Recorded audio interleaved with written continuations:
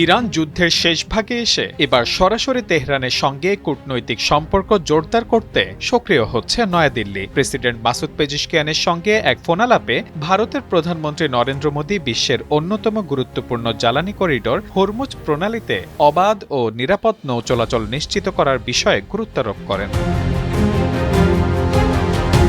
গতকাল সামাজিক যোগাযোগ মাধ্যম এক্সে দেওয়া এক বার্তায় মোদি জানান, যুক্তরাষ্ট্র ও ইরানের চলমান কূটনৈতিক সংলাপকে ভারত স্বাগত জানায়। তার আশা, এই আলোচনা সফল হলে মধ্যপ্রাচ্যে দীর্ঘমেয়াদী শান্তি ও স্থিতিশীলতা প্রতিষ্ঠা সম্ভব হবে। একই সঙ্গে তিনি প্রেসিডেন্ট পেজিশকিয়ানের কাছে অনুরোধ জানান, ভবিষ্যতে হরমুজ প্রণালীতে যেন কোনো ধরনের বিঘ্নতা সৃষ্টি না হয়, কারণ ভারতের প্রয়োজনীয় অপরিশোধিত তেলের প্রায় 40% এবং প্রাকৃতিক গ্যাসের প্রায় অর্ধেকই এই পথ দিয়ে দেশে আসে। ফলে এই রুটে অস্থিরতা তৈরি হলে সবচেয়ে বড় ধাক্কা লাগতে পারে ভারতের জ্বালানি নিরাপত্তা ও অর্থনীতিতে।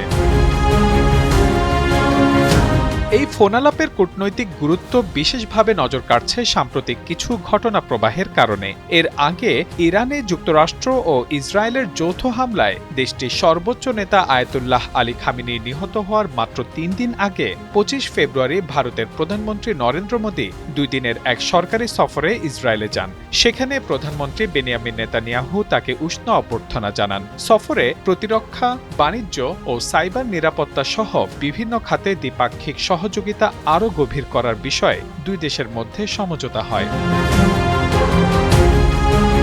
এর কিছুদিন পর ইরান যুদ্ধকে ঘিরে তৈরি হওয়া জ্বালানি সংকটের প্রেক্ষাপটে মার্কিন নিষেধাজ্ঞা সত্ত্বেও ভারতকে রাশিয়া থেকে তেল আমদানির জন্য সাময়িক ছাড় দেওয়া হয়। তবে গত 16 মে সেই ছাড়ের মেয়াদ শেষ হওয়ার পর নতুন করে আর কোনো অনুমোদন দেয়নি ওয়াশিংটন, বরং ট্রাম্প প্রশাসন এই বিষয়ে আরও কঠোর অবস্থানের ইঙ্গিত দিয়েছে।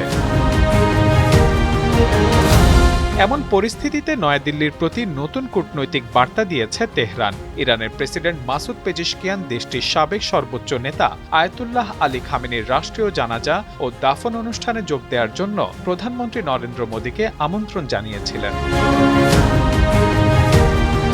এমন জটিল সমীকরণের সামনে দাঁড়িয়ে জ্বালানি নিরাপত্তা, মার্কিন নিষেধাজ্ঞা, ইসরায়েলের সঙ্গে থাকা দেশটির ঘনিষ্ঠ সম্পর্কের মধ্যেও তেহরানের সাথে নতুন কূটনৈতিক সম্পর্ক উন্নয়নের উদ্যোগ, এই সব কিছুর মধ্যে সূক্ষ্ম ভারসাম্য রক্ষায় কঠিন পরীক্ষায় পড়েছে ভারত। সেই ভারসাম্য বজায় রেখে নয়াদিল্লি ইরানের সঙ্গে সম্পর্ককে কোন পথে এগিয়ে নেয়, সেদিকে এখন তাকিয়ে আন্তর্জাতিক মহল ও বিশ্লেষকরা।